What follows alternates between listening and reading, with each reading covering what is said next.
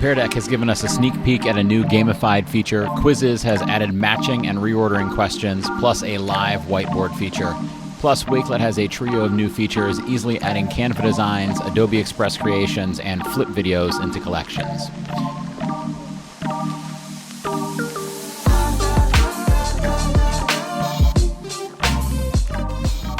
Welcome to episode 8 of the EdTech News Brief. I'm your host, Jake Miller. This is the show where, as the title says, I tell you about the EdTech news and I keep it brief. And by brief, I mean clear, concise, and just what you need to know. Nothing more, nothing less. This is episode 8. It's July 27th-ish, and I've got some EdTech news to share with you today.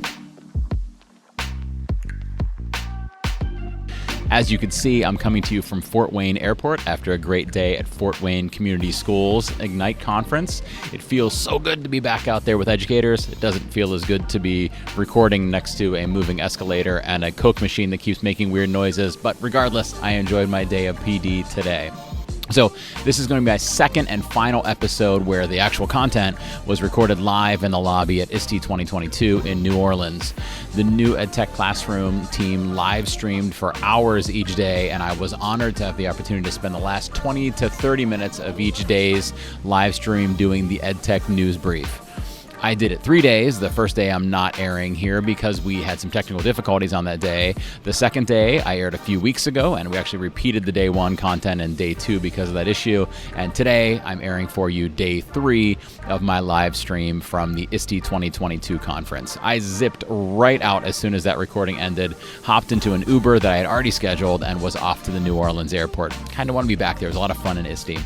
As soon as I release this episode, I'll get to work on episode 9 from back home in my studio, not here in an airport, actually studio, aka office, aka my kids' Lego room, aka my workout room, aka the EdTech News Brief studio, which again, just a corner of a basement.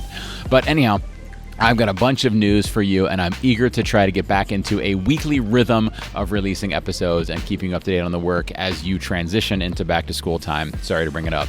Be sure to tune in there because there will be exciting news plus a contest. Heck, go ahead and follow the show in your podcast app and subscribe in YouTube to make sure that you don't miss it. Without further ado, let's dive into this episode that was recorded at ISTE at the end of June. I'll see you within the week, I hope, with a brand new episode. Good afternoon, everybody. Thanks for joining us again. This is bittersweet. This is the last of our 3 days of doing this. I was just tweeting out. I actually haven't finished my tweet. Hold on, let me set it. There's my tweet. I just tweeted out that I'm live right now. Sent. I was going to put in the URL, but I didn't have time for it. This is bittersweet. This has been fun these 3 days doing this live version of the EdTech News Brief. And I wrote it's the last time, but I hope it's just the last time for 2022 because I think this has been beneficial. And if you are at home watching and have been enjoying anything that you've seen in the live stream, please give us a shout out in the comments, whether it's my segments or segments with Holly or Matt Miller or the E-Twins or Tom or Sam or Ken Shelton or whoever else you've heard. Make sure you're giving shout outs to that either in the YouTube or on social media so they know. Keep doing this stuff because I think it's a really good fit for what the educators need. So let's jump into the EdTech News Brief for today. Got a bunch of stuff I've been learning about over the last few days. I was just scrambling around the expo hall talking to people at different booths like, tell me more about this tool because I've got to get this ready to go into the news brief. And they're like, when do you need the information by? And I'm like, 15 minutes from now. So I'm getting all the information for you guys, and there's more than 20 minutes worth, but that's what I like to do is keep it brief. So we're going to stick to 20 minutes so that it's nice and brief for you guys. So first up, Pear Deck the other day unveiled a new thing called Project Pear. There's going to be some gray area here, some blurriness as we talk about Project Pear because it's not out yet. It's coming out this fall in August, I think is what they're saying, so probably before the school year comes out. They gave some sneak peeks to it at their event the other night, the After Pear Tea. And people were able to play the game, but there's still not a lot of information out there on the web about it. So it's still in beta testing right now. So if you're interested in it after I talk about it, you're going to want to go to projectpear.com to learn more about it and give you a chance to try it out. Maybe you'll be a part of that beta and get to try it out. So here's some of the stuff that we do know. So it is a gamification, which is something Pear Deck doesn't have. They're not really a game-based tool. So they're stepping into the gamification market, alongside your Quizizz and your Kahoot and your GimKit and your BlueKit and your Quizlet Live and things like that. It's a team-based game, so kind of like Quizlet Live and some of the other team-based games out there. You could see here one of the beta versions of the screen of what that team game will look like, and I saw people using this at the after party the other day. It is they're considering it not just gamification, but retrieval practice related, which I'm a big fan of retrieval practice, and I've talked a lot about how tools work with retrieval practice, the idea of returning to that information regularly to keep it fresh in our minds. Educational duct tape listeners will remember that a couple years ago I had on Jared Cooney Horvath, who wrote a book relating to retrieval practice and some other things, and really powerful insights that we learned about in there. And so retrieval practice is a great thing, having students go back to that information regularly to help them remember it. So this gamifies that idea of retrieval practice. So I'm really excited to see how that works in here. You can see on the screen the students have their own avatar, which they create. They see their name in there. They're seeing these gamified streaks and what levels they're on and things like that, which we know our students respond well to. They see assignments from their teachers in there to go in and practice. So there are assignments coming in from the teachers too, which is also something Pear Deck doesn't really do. I mean, you could assign things that are built in Pear Deck to them, but it doesn't really have the platform for assigning it. So that's pretty cool that they've added that in there. You, as the teacher, can go in there and track your students' history. You could see one of the beta screens here of what it's going to look like, tracking the students' accuracy, how much they're practicing, and below there you could see their scores on different assignments that you've assigned to them. So it's nice that it also brings in, Pear Deck's always been good for formative assessment, but it's never really been a place where you could see that formative assessment data, right, and actually track it in Pear Deck. So this tool will bring in kind of a tracking element to that, which is nice, a powerful thing there, okay? Speaking of gamification and formative assessment, the next couple updates I want to talk about are from Quizizz. So I was in the booth a little bit ago talking to my friend Kyle Nemus from Quizizz, getting the details on some of these things so I can make sure I was giving you accurate information. So Quizizz has added in 2 different question types, matching and reorder. Now these are the premium types. I forget the name of what Quizizz paid version is, Super maybe, but they're not in the free basic plan. So if you're on a paid version of Quizizz, there are now matching and reorder questions. So let's look at matching first. So here you see the teacher version of a matching one. You align vertically the prompt with the answer. So A with apple, and B with ball, and C with cat, and D with dog. And then when this goes live for your students, they'll see them jumbled and they have to drag them together. So here's an example game that I was playing in there with Kyle earlier, obviously a different question, but we can see we've got pictures on the top, which is a nice thing that we can get pictures in there too, different foods that are famous in New Orleans, and the names down below there. And so I had to take and drag the pictures down to the words, and I actually got this right. I was a little bit worried. There was a couple in there that I wasn't sure I'd be able to get, but I got this perfect. So I had to drag them down onto the correct word and then click submit. So that's the matching option in Quizizz. Again, just for the super premium, whatever the Quizizz calls them, just for the paid members of Quizizz. Next are the reorder questions. Pretty similar setup. You could see you put the things in order, and you kind of are matching them to the numbers. So numbers 1, 2, 3, 4, and 5 there are telling you what order they should be in, and then above them are the questions that go into those spots. So here's an example one that I played again in the expo hall with Kyle. You could see the 5 different numbers there, and he put them actually completely in opposite order. So I just had to drag them to the correct order from smallest to largest. So I had to drag it so that -5 was on the far left and 7 was on the far right. And thankfully, since I taught math for 9 years, I got this one correct. So good thing my middle school math skills are still going strong, even though I'm not in the math classroom anymore. The other thing that Quizizz has added, and this is in, to my understanding, all of the versions of Quizizz, including the basic versions, I see it in my basic version, so I assume it's there for everybody, is a live whiteboard. So the live whiteboard is different from a drawing question, which is something Quizizz has. It's just a whiteboard that you could pop up spontaneously whenever you want it. You pop it up mid-lesson. You don't plan it in any way in Quizizz. Of course, you could know that you're going to do it at a certain time, but you don't prepare the whiteboard in advance. You just pop it up right then.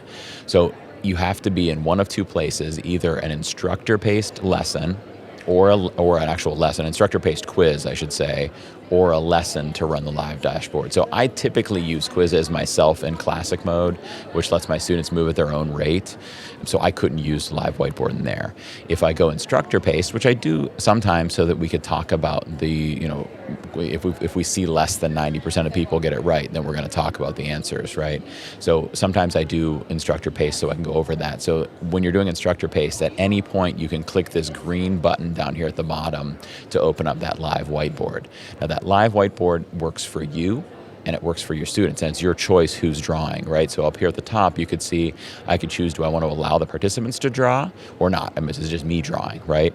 Do I want to put in a background? Now, I don't like that you can't prepare that background in advance in Quizizz, but you could certainly have it saved to your computer and upload it right then. So if you have a coordinate plane or a map or a diagram that you want to pop in there, just have it saved to your computer, click change background, and pop it right in there. Again, I wish it was pre-prepared in there, but you could add it on the fly. Now, I should say there's also a drawing question type in Quizizz. So if you want to have them prepared, just use the draw question, and I'll show you that in a second. But you can see here, I could do drawings that my students will see, or they could do drawings if I give them that option. And then I'll see it over here on the right, kind of similar to Nearpod or Pear Deck or the different whiteboard tools that are out there. So it's nice that it's built into this platform where we're doing other stuff already, right? So this is live whiteboard in Quizizz. And as I mentioned, I have to do it either in an instructor-paced quiz or I could do it in an instructor-paced lesson. So here are lessons here. They have slides, kind of like a PowerPoint or a Google Slides or something like that, built into Quizizz. And during that live lesson, I see that same green button down there at the bottom to open up that drawing plane or drawing screen. And then my students can draw, or I could draw, or both, however we want to do it. So those are some updates to Quizizz. We've got 2 new question types, reorder and matching, and we've got live whiteboard that we could pop up whenever we want if we're in an instructor-paced quiz or an instructor-paced lesson. And then I mentioned there's also, if you want to plan the drawings out, there's also a drawing type question. And I'm 99.9% sure that this is in the paid version. I didn't double check that beforehand, but I'm pretty sure this is the paid version feature. But I can have planned drawing type questions in advance too. So those are the updates to Quizizz. Who else has some updates? I've seen a bunch of stuff from Team Wakelet here during ISTE. You can now easily add Canva designs into Wakelet. So when I go into my Wakelet, I can click on the image button. And normally I see upload an image. And I think after a while I started to see choose from Giphy, not Jiffy. You can call it Jiffy if you want. Or choose from Unsplash, which is a site where you have rights to all these different pictures. You know, you're sure that the rights are correct for you to be able to share them. And now they've added in design with Canva. So a lot of people make designs in Canva and then download them and upload them into their Wakelet. And that's always worked, but now they've taken that middle step out there. So we've got the option now to go straight from Canva. And Canva also has, I don't have a screenshot of it here, but Canva also has some templates in there too that are set to Wakelet sizes. So if you want a banner for your Wakelet or something like that, that's set there in Canva. Wakelet, by the way, we talked yesterday during the live stream about how when I talk about EdTech tools, I'm excited about things that make the EdTech tools work better, but what I'm really excited about is impacting student learning or teacher efficiency or any of those pedagogical things we're worried about. And I think Wakelet is a great digital portfolio platform or student sharing platform. And so making it more efficient for the students to do that is great news. So it's not just improving a tech tool, it's improving a tech tool that can help students. Another Wakelet addition is they also work well with Adobe Express creations too. So if you're a Canva person, it's in there. If you're an Adobe Express person, it's in there as well. It's in a different place. So Canva was within the picture edition and Adobe Express is over here in the other stuff area here. So we see tweets and flip videos and YouTube and Google Drive and OneDrive and Adobe Express. Now, you notice I did a good job there not calling it Flipgrid, right? I said flip there, I'm practicing. So that was an option there. I believe that's going away now. First of all, they needed to fix the name of it, but also I believe it's going away as an addition here because they've now changed, that's my next thing here, to embed flip videos in Wakelet. I don't believe that button's gonna stay there anymore. Now you just copy the link to your video, bring that link over into Wakelet, and then paste that link right into there. And as you can see below here in this screenshot, it automatically embeds right in there.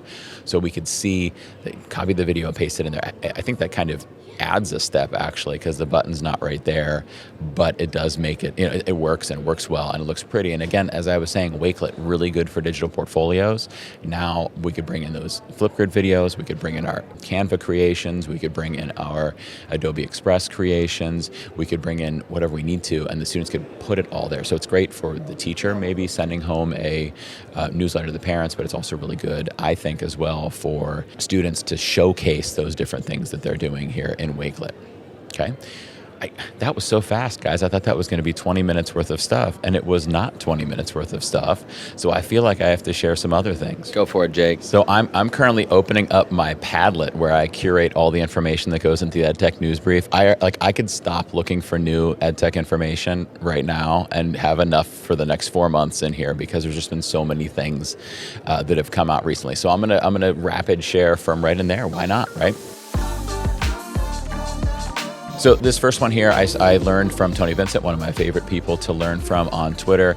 Tony shared that Sticker Mule, who's my favorite company for getting stickers, now also has what's called Sticker Mule Studio. Now, I think the main idea here is that we can come in here to develop those stickers that we're making, but it also makes PNG graphics for us. So if you need, especially PNG, that means transparent background, maybe a graphic that you're going to use in Google Slides or another platform, you could come into Sticker Mule Studio to try that out. So we could see I could search for different templates, or I can create my design. We could see these templates could be for stickers or for packaging or for t-shirts or for branding or for events or for social, or if you want something specific that's based on something you need, we could just go into create design and it brings up the space for us to just create a design from there. Now, some of us are already using Canva and Adobe Express and things like that, so we're like, why do we need this? Well, if you don't need it, you don't need it. It's fine. I like educators to have lots of different options for what to use, and students to have lots of different options for what to use. And this is just another option that we can add into our repertoire for when we're looking to use things like that, for when we're looking to create. And that's what we want students doing, right, is creating for sure. Next thing I want to talk about here is Google Drive. Google Drive added in, finally, I can't believe it took them so long, the ability to use keyboard shortcuts inside of Google Drive. So you want to move a file from one place to another place. You used to have to right-click and copy and go right-click and paste, or open up the sidebar and drag it over, which always seemed really clunky. Now I can Control-C or Control-X and then Control-V in the place I want to get it to. So really efficient and easy way for us to get files from one place in Google Drive to another. I think they have a screenshot, a GIF of it down here. I saw, like, when I logged into Google Drive, they said you could do that. I was like, wait, I could not have done that before? Why are you just now telling me that I could just Command-C something? Right. I was mind blown that it wasn't something that Google Drive has had. I mean, they've been around for, 15 years. How many years has it been around? And the fact that they didn't have those keyboard shortcuts for moving files around is kind of crazy. But now I can move them around using Control-C and Control-V. And as you can see in that GIF there, so we'll watch here, in this GIF, they move the file, but then they also show that they could use it to copy that link to another place. So watch right here, they'll click on one, Control-C to get that link, Control-V to create that shortcut. There we see Shift creates the shortcut, or paste it into a doc, and that puts that link into the doc too. So if you want to link a file into the doc, what you used to have to do way back in the day was open up the share link for that particular document that you were trying to share, or maybe open it up, get that link, jump to your other doc, paste that link, and then they added in chips, and so I'd have to go to the chip and search for it. But now I could do it from right in Drive, copy, just click Control-C on the file, and then go paste it elsewhere. As you can see here in the rollout pace, you should already have this. It says full rollout starting on May 26th, 1 to 3 days. So you should have this already, and it's to all Google Workspace customers. And I'm interested in using this Control-Shift-V in there. I haven't tried that out, but it looks like Control-Shift-V creates shortcuts to files. So shortcuts to files are when you want a file in multiple places. So maybe it's a lesson that you use in your math and science classes. It's a joint, project. And so you've got it in your math folder, but you also want it to be in your science folder. So Control-C that file from, say, the math folder, jump over to the science folder, and Control-Shift-V it there. And then you've got it in both of those places, so that'll make that shortcut there for you. There's some Google news. I had to get some Google news in there for us. Let's see one more here. Next, I want to share this that my buddy John Sowash shared out recently on Google, on Twitter, one of my favorite follows for learning about stuff that's changing in the Google ecosystem. And he shared out that now in Google Classroom, images can be shown in announcements. Another thing that it's kind of mind-blowing that Google didn't do sooner, but we could see now he recorded a GIF. John's going to be dancing around here through this video for a while. He added this GIF into an announcement, and it actually shows up right there. Before, it was like a file that we had to click on and pop it open. It'll only do this with one image, but it's nice that we can now put images in there. And it's nice that we can do GIFs in there too. So easily add images into Google Classroom to be able to show them there. Works in announcements, and I'm not sure if that works in assignments, but I know for certain it works in announcements. Next one from Google, just recently, they announced that we can now do embed content as a full page in Google Sites. So in Google Sites, you've been able to embed content for a while. And so the students could create, again, I'm thinking, how does this help us in education, right? So on your class web page, you could make, say, a Flipgrid video or a flip video, better yet, and then embed it into your Google Sites. That's been around for a while. Or your students can make a digital portfolio in Google Sites and embed that flip video or that Canva creation or that whatever it might be into their Google site for people to see. Again, that's been around for a while. But what they've changed now is now you can make it full page. So you see here in this example on the Google website, they are adding in a map, and now that map runs the full width of that page instead of just being in a little box. So a little minor change here, but it does improve the way we can showcase these different student creations and things like that. Okay, well, that's it. I've rapid fired enough stuff there for today. That's a lot. That's the most I've ever fit into the EdTech News Brief, because this is what we do every week. I bring out an episode and I just share these little things that are changing, because if you've been watching or listening and you thought, I didn't know that happened, or I didn't know about that, or how did I miss that?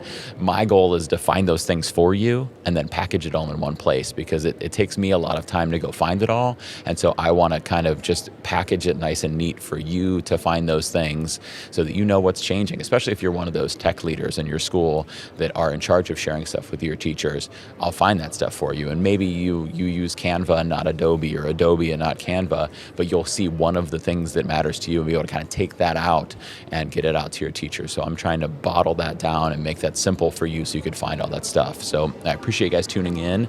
I hope that you'll tune in the future. And I really appreciate Tom and Sam and Mac for letting me be a part of the party here at ISTE. Yeah, we've been super appreciative, because we were talking about beforehand. It's like, oh, we should do this thing about like what we're seeing at ISTE and stuff. It's like, we're not going to have any time at all to go anywhere while we're doing this. And then we're like, oh man, Jake would be perfect for this. This is what Jake does. And we want to again promote just his book, Educational Duct Tape, because the podcast will give you all of your updates, and here's this new thing, and here's how you can do it in the classroom.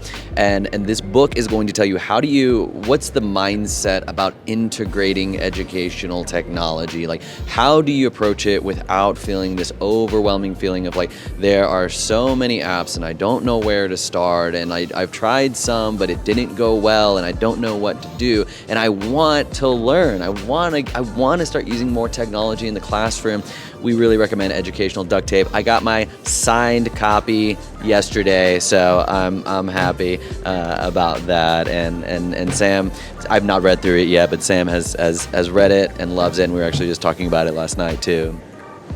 Absolutely, yeah, and I just can't thank Jake enough for the work that he's doing. I mean, basically, you're doing a lot of work that we would need to be doing, and I didn't even think about what you just said about an education technology specialist. Imagine how difficult it must be for those folks to keep on top of everything. Like you think you're on top of it, and then something changes completely. Well, Jake's got your back. He's got you covered. So you got to follow his stuff. It is one of the only podcasts that I listen to on a regular basis. Check out the EdTech News Brief. We can't wait to hear what's coming next on that news brief.